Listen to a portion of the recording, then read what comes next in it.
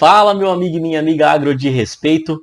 Nesse vídeo aqui você vai acompanhar um aulão que eu vou estar te falando sobre micronutrientes no solo para as plantas e quais são os fatores que mais afetam a sua disponibilidade. Você não sabe do que eu estou falando? Você tem uma ideia só do que eu estou falando?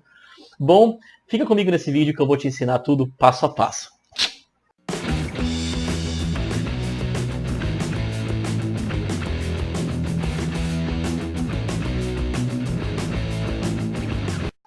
Vamos lá para a captura de tela. Boa! Fatores que afetam a disponibilidade de micronutrientes do solo. Primeiro, as plantas elas absorvem nutrientes e absorvem elementos químicos, tá? Nutrientes são aqueles os quais participam do processos metabólicos dentro da planta. Sem algum dos nutrientes, a planta não consegue completar o ciclo de vida. E, além disso, ele não pode ser substituído por nenhum outro elemento para ser considerado um nutriente. Ou seja, ele é um elemento químico essencial para a planta, ele é um nutriente, tá? Dentre os nutrientes, se você não sabe, nós temos a divisão macronutrientes, os quais entram o nitrogênio, o fósforo, o potássio, o cálcio, o magnésio e o enxofre. Né? Falando um pouco sobre as fontes, né? O nitrogênio pode vir de adubação mineral, como ureia, NPKs de forma geral, sulfato de amônio, nitrato de amônio, por exemplo, etc. Pode vir de adubação orgânica, esterco de galinha, adubação verde, com leguminosas principalmente, compostos orgânicos, tudo que for matéria orgânica, né?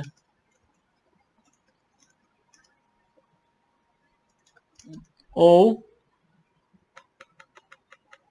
vamos lá, pela fixação biológica, por meio de inoculantes ou pelos micro-organismos de vida livre. Só para te dar uma ideia, né? Só para te dar uma ideia, beleza? Fósforo, né, vem da adubação mineral. Então nós temos aí o superfosfato simples, superfosfato triplo, o MAP, DAP, que também tem nitrogênio, fosfatos naturais, termofosfatos, associação micorrízica e etc. Tá? Só para... potássio, né? Vem de cloreto de potássio. Adubação mineral também, né?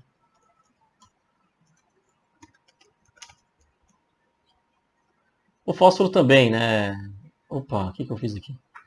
O fósforo também pode vir de adubação orgânica. Eu não vou ficar entrando muito em detalhes, né? Também não é o foco do vídeo, né? Mas o fósforo também pode vir de adubação orgânica, adubação mineral, como cloreto de potássio, sulfato de potássio, rochas potássicas, também adubo orgânico, adubação verde, esses são todos, né? Esses em cima também. Cálcio e magnésio praticamente dos calcários, sulfato de magnésio, nitrato de cálcio, enfim. Enxofre, gesso, enxofre elementar. Fora, né, claro, todos os adubos especiais que nós temos por aí, né? Nós temos a ureia de liberação lenta para nitrogênio, nós temos aí uma série de coisas, tá?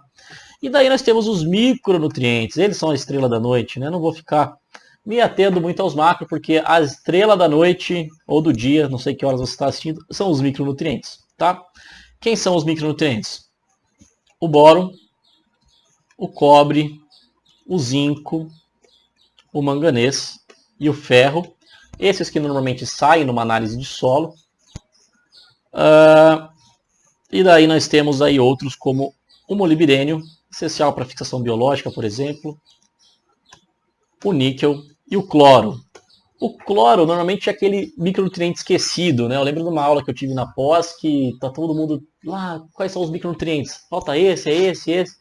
E daí o cloro ninguém lembrou, daí eu lembrei, falei, pô, não, tem o cloro, pô. Todo mundo esquece do cloro porque é muito difícil a gente ter condições em que falta o cloro, né? Então acaba que não tem muita, né, não tem muitos problemas de deficiência relatados, de deficiência de cloro em solos tropicais, né?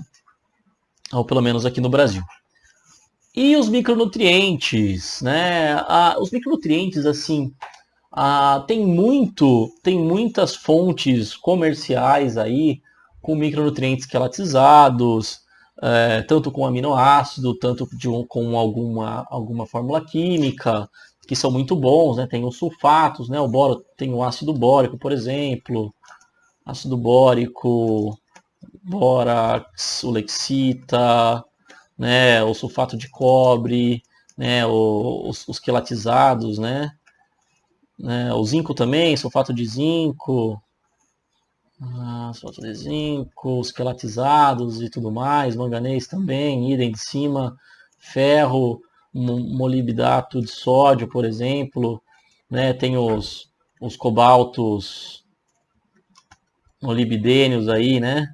Tem vários nomes comerciais, eu não vou ficar me atendo muito a isso, que são usados para fixação biológica de gene, né? O níquel também, ele é um micronutriente mais recente, né? Ele participa aí das ações da urease, né? Para efeito da ureia, né?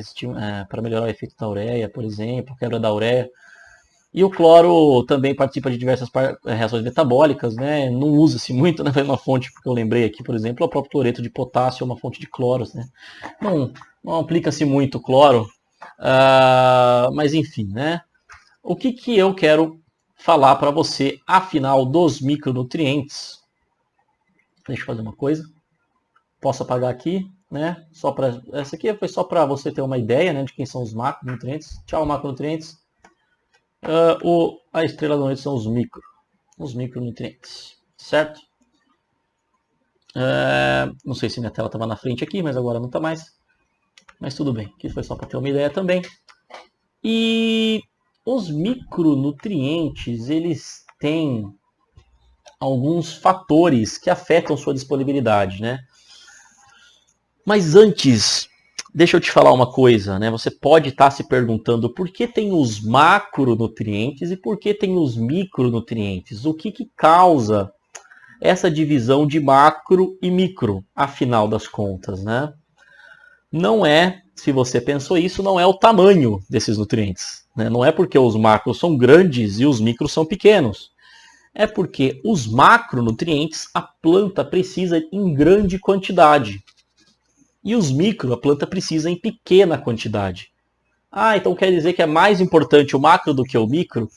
De forma alguma, todas têm igual importância. Lembre-se, para ser um nutriente, sem ele, a planta não completa o ciclo de vida. E ele não pode ser substituído por outro. Então vamos supor que o boro, a planta precisa de muito pouco boro, muito menos boro do que nitrogênio ou potássio. Só que se a planta não tiver boro, ela morre, ela não completa o ciclo de vida. Então qual que é a diferença? O macronutriente, como a planta precisa em grande quantidade, é muito difícil ter um excesso de macronutriente que leve a uma toxidez, uma fitotoxidez na planta. Agora, o micronutriente, como a planta precisa, mas precisa dele pouco, é muito mais fácil ter um excesso, né? Claro que a falta zero dele é ruim, mas ter um excesso dele é muito mais fácil, levando a planta à morte também, tá? Então é preciso ter muito cuidado quando você for adubar com micronutrientes. De qualquer forma, você precisa se atentar para qual que é o teor ideal dele no seu solo, tá? Vamos começar com o seguinte, vamos começar com o boro, tá? Vou fazer o seguinte, eu vou apagar os outros aqui. Não vou apagar não, vou jogar eles para cá, tá? E vamos começar com o boro. Vamos falar do boro. E os fatores que afetam a sua disponibilidade. Antes eu vou pegar esse livro aqui, que é o Boas Práticas para o Uso Eficiente de Fertilizantes, que eu estou me baseando aqui, né? Eles têm uma lista bem bacana que eu quis passar para você aqui. E eles têm também algumas tabelas que são interessantes, né? E eu vou te falar aqui para você saber quando que o teor de boro, por exemplo, está baixo, está médio ou está adequado, né? Isso varia um pouco de região para região, né? Nós temos algumas tabelas, nós temos uma tabela generalizada para solos brasileiros, que eu vou colocar aqui, né? Que o teor baixo de boro, médio e adequado. Um teor adequado de boro no solo em miligramas por decímetro cúbico. Miligramas por decímetro cúbico. Ou ppm, que é a mesma coisa, tá bom, gente? Abaixo de 0,1 é baixo. Entre o 0,1 a 0,3 é médio.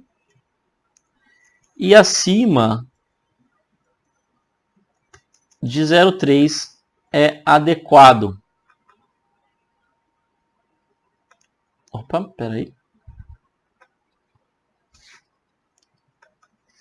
Abaixo. E acima de 0,3 é adequado. Tá? No estado de São Paulo, vamos ver. No estado de São Paulo é considerado médio o boro, só para você ter uma ideia, de 0,2 a 0,6 e alto de 0,6 a 1. E tóxico acima de 3. Beleza? Um boro no solo acima de 3 pode ser tóxico. Então, de repente, você está tendo um problema de desenvolvimento nas plantas. Se seu boro está entre 1,2 a 3 ou acima de 3, ele já pode estar sendo tóxico. Tá? E em Minas, acima de 0,9 já é considerado alto. Né? Um médio é de 0,3 a 0,6. Então, meio que coincide aí. Né? Acima de 0,3, né? Não passando muito de 0,6. No máximo 1 aí é um teor legal de boro para o seu solo. E o que afeta, vamos lá ver, o que afeta a disponibilidade do boro. Porque às vezes ele está no solo, mas ele não está disponível, né? Então vamos lá, vou fazer a lista para você aqui. Então, um baixo teor de boro total no solo, é claro. Solos formados a partir de rochas ígneas, ácidas ou rochas sedimentares de água doce. Então fica atento, de repente onde você vai produzir, você pode ter essa situação só de ter solos formados a partir de rochas ígneas, ácidas ou rochas sedimentares de água doce. Essa é uma situação que pode levar à deficiência de boro, à falta de disponibilidade de boro. Tá? Então talvez você tenha que fazer uma correção. Esse aqui é muito comum, que são solos lixiviados, ácidos, turfa ácida, solos neutros, alcalinos ou com calcário. Tá, então, vamos dizer assim, solos que têm uma drenagem muito alta, como solos arenosos, solo com turfa ácida, solos alcalinos com muito calcário, pode levar também à deficiência de boro. Tá? Baixo teor de matéria orgânica. Esse é muito comum para vários micronutrientes. Agora esse aqui é interessante para você ficar de olho. De repente está tendo uma deficiência de boro, né, uma falta de disponibilidade de boro por causa de uma alta intensidade luminosa. Né? De repente você tem um excesso de densidade luminosa, isso pode levar à deficiência de boro também. Muito adubo nitrogenado. Então lembra do que eu falei? nós dificilmente temos o excesso de macronutrientes como um problema de fitotoxidez, porém, ele pode induzir a indisponibilidade de micronutrientes, como é o caso aqui, que muito adubo nitrogenado pode levar a uma indisponibilidade de boro. E, como eu falei, né, só os alcalinos, então uma calagem excessiva ou mal feita pode levar a uma indisponibilidade de boro também, né? Então, solos muito ácidos, muito alcalinos, ou seja, uma calagem excessiva, muita adubação nitrogenada, né? São todos fatores aí que podem levar a uma indisponibilidade de boro. Legal? Vamos falar agora do cobre. Vamos copiar aqui.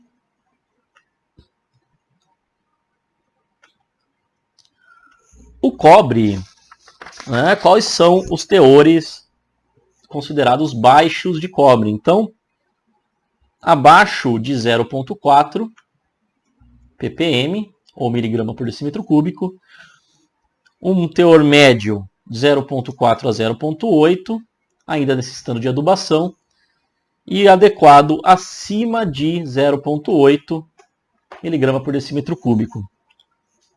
Um teor considerado muito alto no estado de São Paulo é de 1,6 a 15. Né? Eles não trazem um teor tóxico de cobre, tá? E o cobre muito alto em Minas, acima de 1,8. Né? Então, é bom você ficar de olho. Né? Se tiver abaixo de 0,8, é bom ficar de olho numa adubação com cobre, pode ser necessária. E vamos ver o que afeta a disponibilidade do cobre. Principalmente, então, solos arenosos ou turfosos,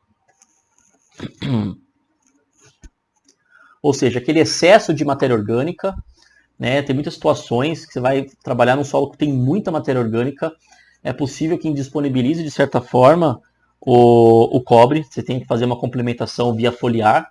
Essa é uma vantagem também dos micronutrientes, porque como a planta precisa pouco, é muito comum e muito possível que você faça determinadas correções, apesar de a fonte via solo ser sempre a mais eficiente, mas é possível você fazer correções para grande parte das culturas via foliar.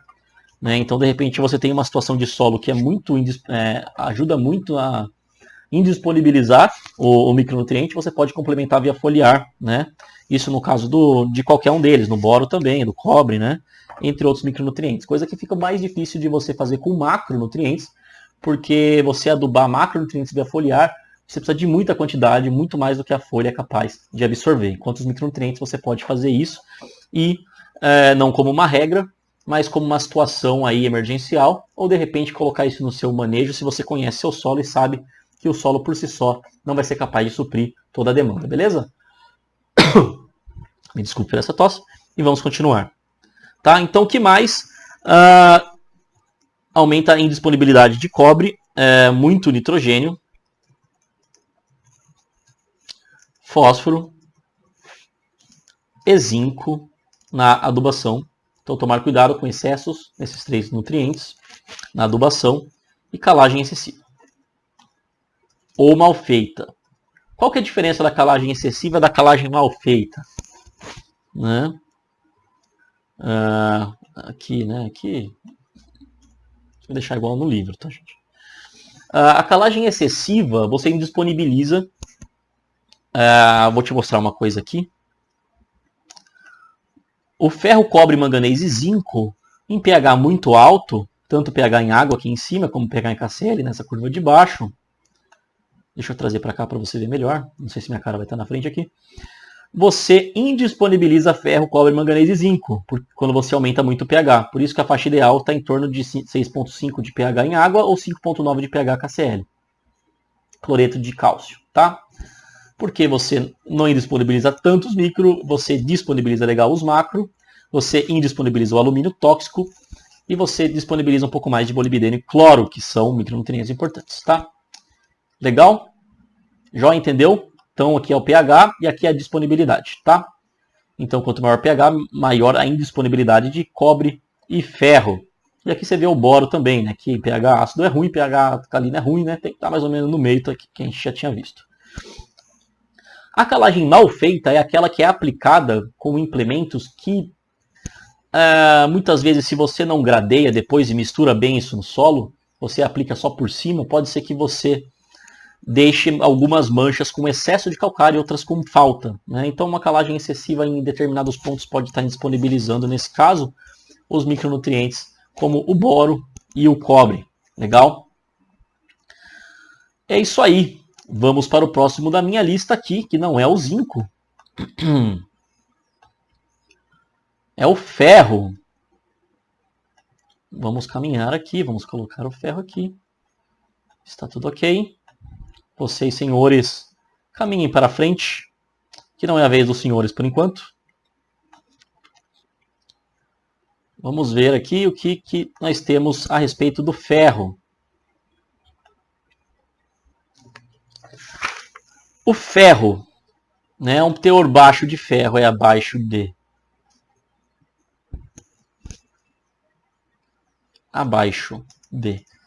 né? Deixa eu arrumar aqui, né, meus senhores, meus queridos amigos, né? Às vezes a gente acaba errando na digitação e vai copiando e o erro vai para frente, mas eu já identifiquei aqui. Então o ferro é considerado baixo, abaixo de 20 ppm. Legal? É considerado médio de 20 a 30. E é considerado alto, ou melhor, adequado acima de 30 ppm. E o que afeta a disponibilidade do ferro, né? Também não temos valores tóxicos aqui, né? Muito alto é considerado de 25 até 60. Sinceramente, eu já vi valores, principalmente em solo tropical, solo aqui no estado de São Paulo, no interior, aí a quase 100, às vezes mais de 100 ppm de ferro, e não deu problema nenhum para a planta, né? Mas vamos lá, sobre disponibilidade de ferro, né?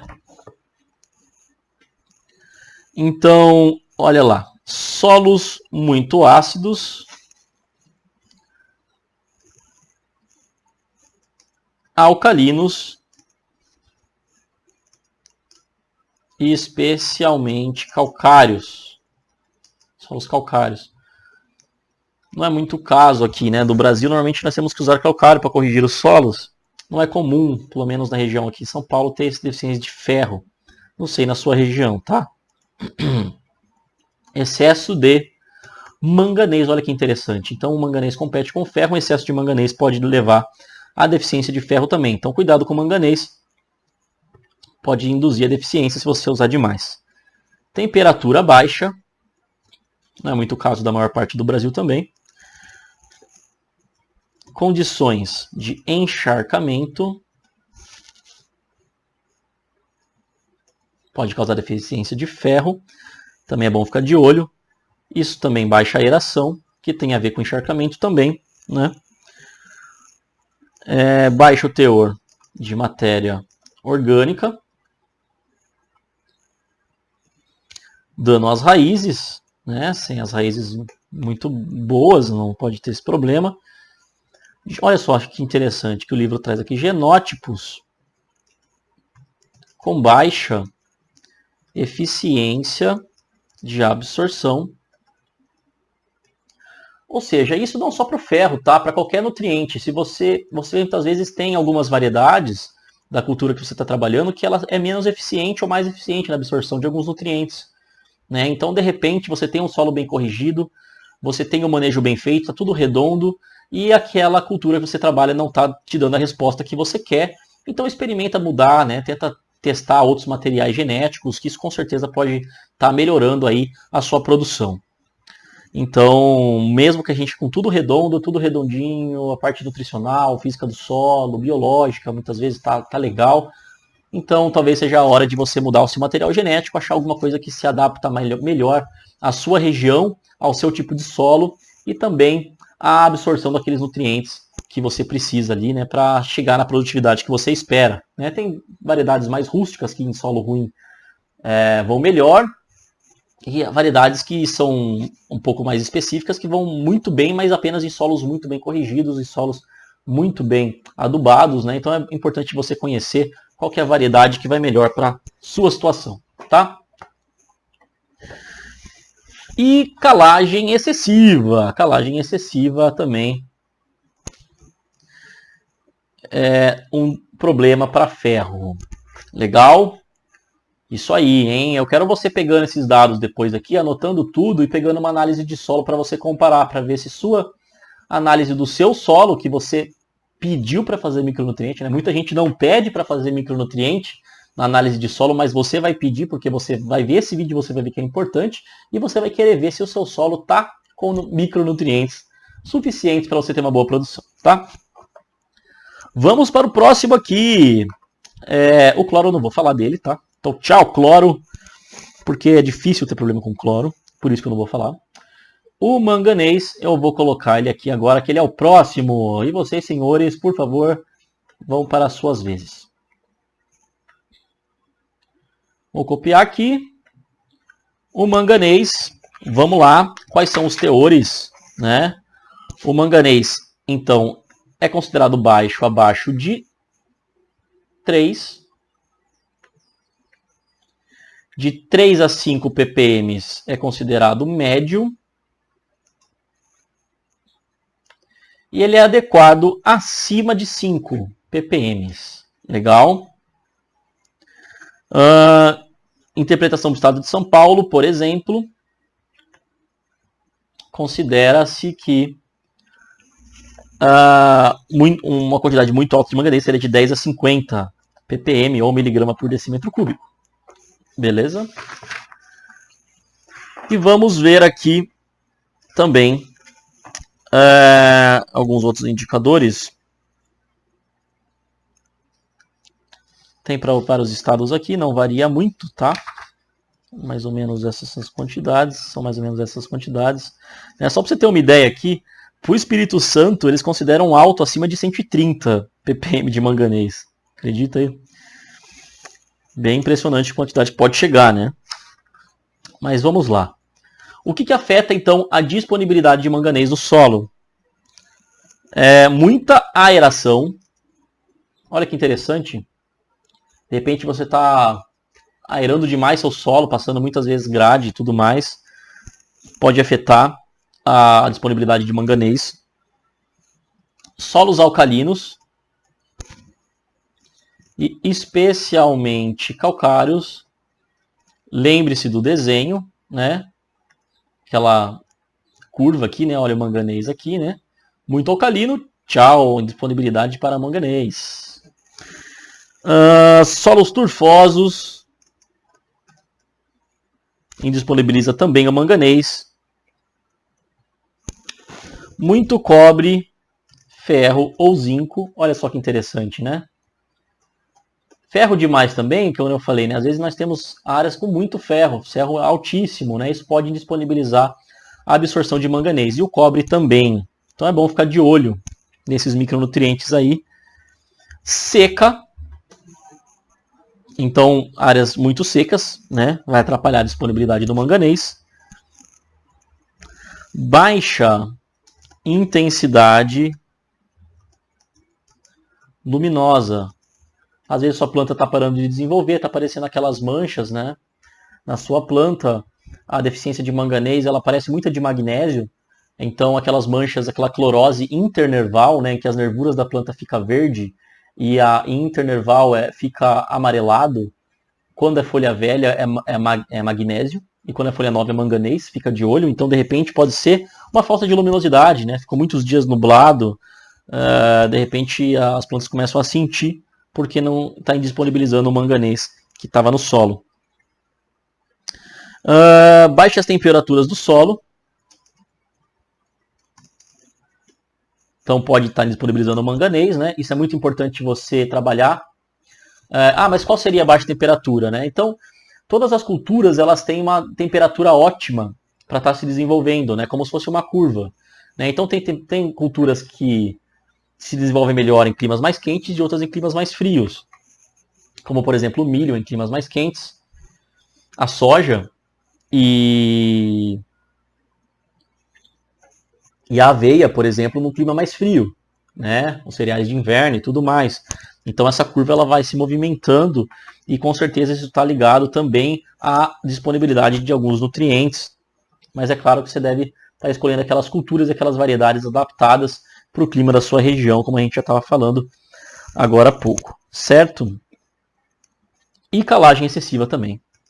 Então cuidado com a calagem. Vamos lá. Chegou a vez. Vamos lá, senhores. Vocês vão lá para frente. E chegou a vez do zinco, tá? Eu vou pegar o zinco primeiro, apesar de no livro ele tá depois. Porque eu quero primeiro fazer aqui, desses primeiros, são aqueles que tem, né, que é comum, vamos dizer assim, fazer análise de solo desses nutrientes, tá?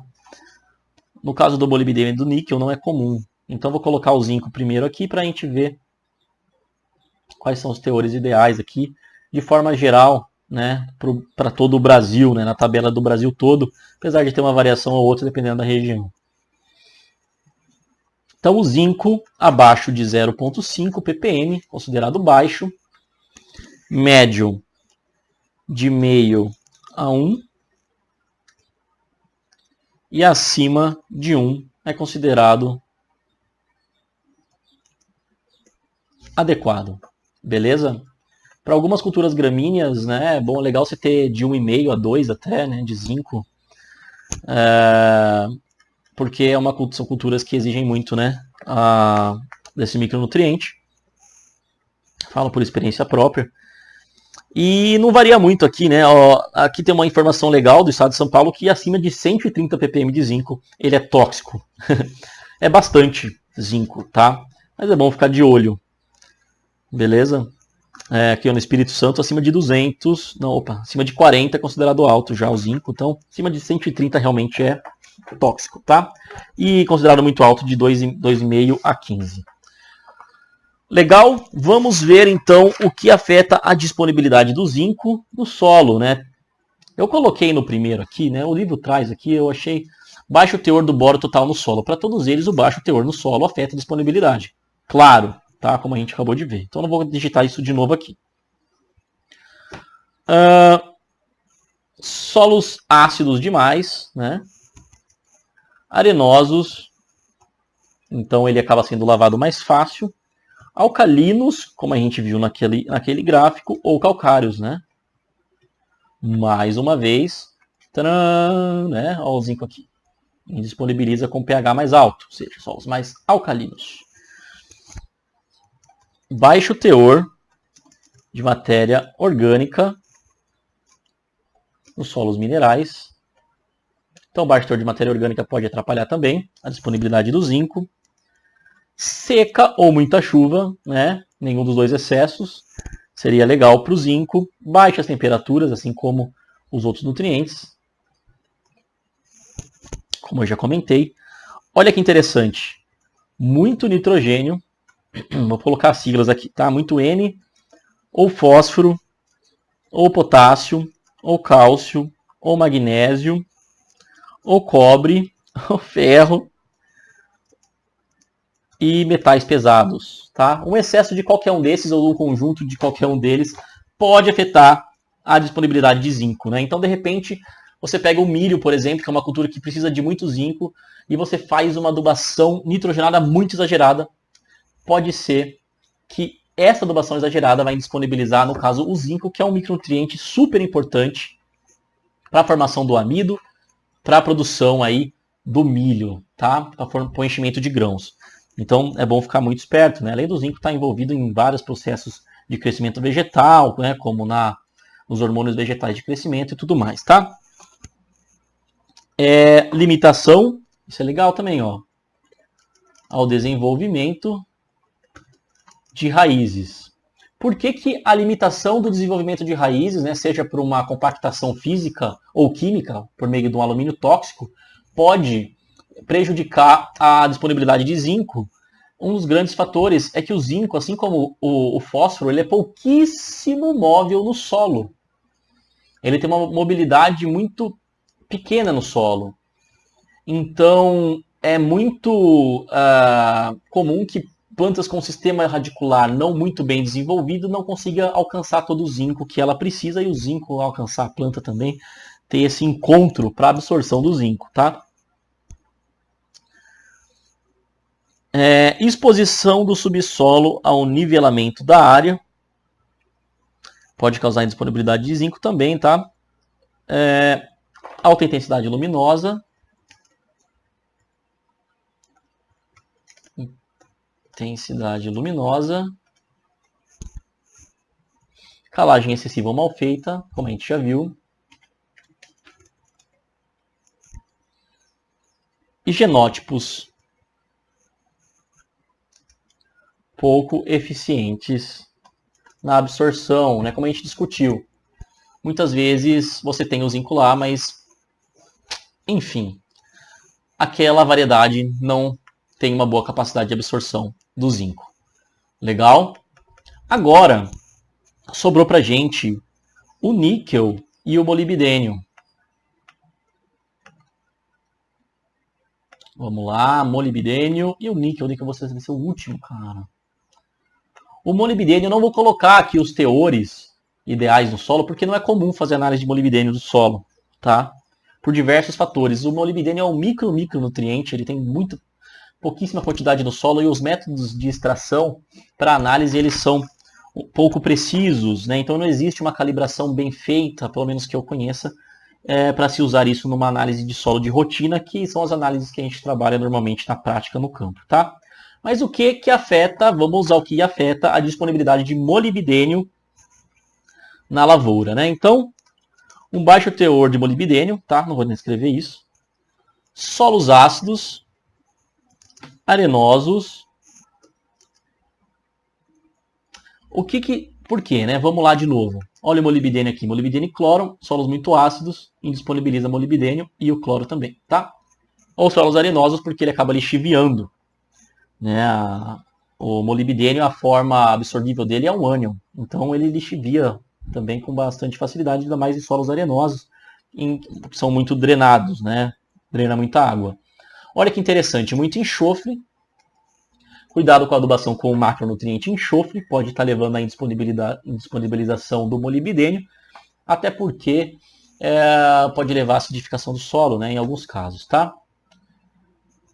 Mas é bom tomar cuidado com esse equilíbrio. Muito ferro ou alumínio, também são condições de solo ácido, tá bom?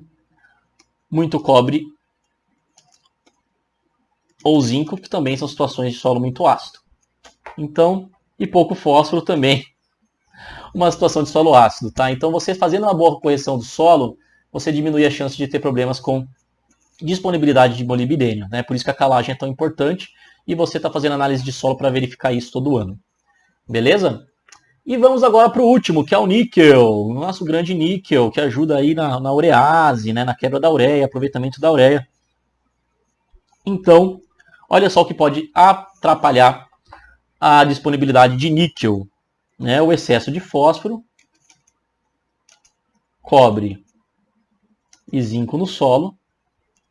Então, como você pode ver, as adubações são muito importantes e muito responsivas e levam a altas produtividades, mas é preciso fazer com responsabilidade para não ter nenhum excesso, porque pode estar indisponibilizando outro micronutriente, como é o caso do próprio níquel aqui, que é um excesso de fósforo, cobre ou zinco numa adubação, né, ou anos de adubação, né, de repente aquele solo vira um solo com muito fósforo, muito cobre, muito zinco, vai estar indisponibilizando o níquel, que também é um nutriente, né, ou seja, ele é um elemento essencial para a planta.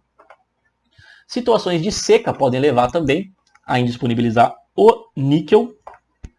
pH do solo acima de 6,5, ou seja, pHs mais altos podem levar à indisponibilização do níquel. Doses excessivas ou tardias de N, né? De repente aquelas doses muito exageradas de nitrogênio também podem disponibilizar o níquel, né? Vamos pensar aí no caso da própria ureia, né? A necessidade da urease para quebra da ureia. Precisa ter muita urease se tiver muita ureia sendo aplicada, por exemplo, né? Então é bom ficar de olho. Como os outros também, calagem excessiva, né? Então excesso de calagem também pode disponibilizar, por isso que tem que fazer com muita cautela e muito cuidado, né? Apesar de ser uma prática essencial, não deixe de fazer calagem, tá? Faça análise de solo, não deixe de fazer calagem, porque a sua adubação vai melhorar muito se você tiver um solo bem corrigido. E você vai atingir melhores produtividades, melhores rendimentos, até porque calcário é mais barato que adubo, tá? Não economiza no calcário, tá? Ah, eu vou economizar no calcário esse ano, vou só adubar. Pô, você tá jogando dinheiro fora. Não faça isso, tá? Economiza no adubo, se for, mas não economiza no calcário, porque joga menos adubo, mas joga calcário, porque se você precisa do calcário, se você tem na análise de solo indicando isso, você vai estar jogando dinheiro fora se você fizer uma adubação, porque ela não vai ser aproveitada como você viu aqui, né? Então, solos muito ácidos ou solos muito alcalinos, né, que não são bem corrigidos, vão estar perdendo o nutriente que você vai estar colocando lá via adubação. E outra coisa que é interessante que aparece aqui, né, no caso do níquel, é a presença de nematóides no solo. Prejudica ali as raízes, né, prejudica o crescimento das raízes e leva também, então, a uma indisponibilização do níquel. Beleza? Bom, é isso aí. Espero que você tenha anotado as dicas, né? Que você tenha gostado. Se você gostou, deixa seu like. E acompanhe o canal Agro de Respeito no YouTube, toda quarta-feira, né? Toda semana temos vídeo novo, principalmente na quarta. Às vezes alguns vídeos fora da quarta-feira também. Então inscreva-se no canal e deixa no comentário aí sua experiência com o uso de micronutrientes, o que você observou. E conta pra gente aí como que tá sendo aí, como estão sendo as suas experiências, os resultados que você teve, porque isso é muito importante pra gente. Espero que tenha gostado, é isso aí, e até o próximo vídeo.